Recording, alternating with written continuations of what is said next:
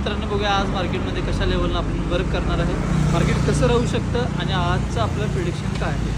तर आज जर तुम्ही डेच्या टाईम फ्रेममध्ये जर मार्केटमध्ये शिफ्ट केला तर डेच्या टाईम फ्रेममध्ये बघा डेचा आपण हाय लो मार्क केला आहे. ज्या वेळेला मार्केट हायला घ्यायला जाईल तिथून थोडंसं सेलिंगचं प्रेशर येऊ शकतं किंवा लो घ्यायला गेला थोडंसं बाईंगचं प्रेशर येऊ शकतं. मला आता तर नॉर्मली ही गोष्ट दिसत आहे की मार्केटला डाऊन यायचं आणि अगदी मार्केट थोडंसं खाली येऊ शकतं. असं मी का म्हणतोय तर एक्झाम्पल बघा 4 आवरमध्ये आपण बघितलं तर 4 आवरमध्ये आपण 3 ते 4 प्रोडिक्शनमध्ये सांगितलं की मार्केटमध्ये ही एक रिजेक्शन लेवल आहे. रिजेक्शन लेवल होती 4368. या लेवलपासून मार्केटला खाली यायला पाहिजे. त्या लेवलपासून मार्केटने काल रात्री पण न्यूज आल्यानंतर एकदम मोठा फॉल दिला आहे आणि हाच फॉल थोडासा कंटिन्यूही राहू शकतो.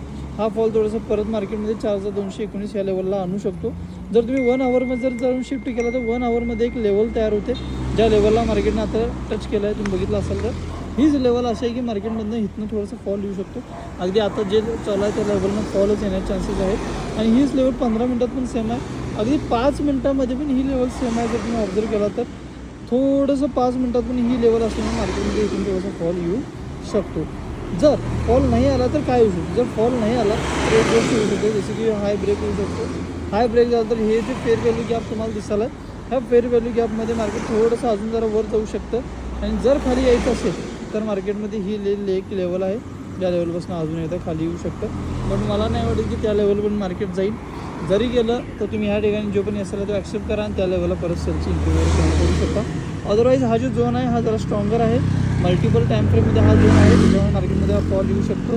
आणि हे आपलं आजचं जे पण आहे हे प्रिडिक्शन आहे आणि हे जे प्रिडिक्शन आहे त्याला तुम्ही फॉलो करा. बघा नक्की आमच्या चॅनलला सबस्क्राईब करा आणि जर आवडला असेल व्हिडिओ तर नक्की लाईक करा.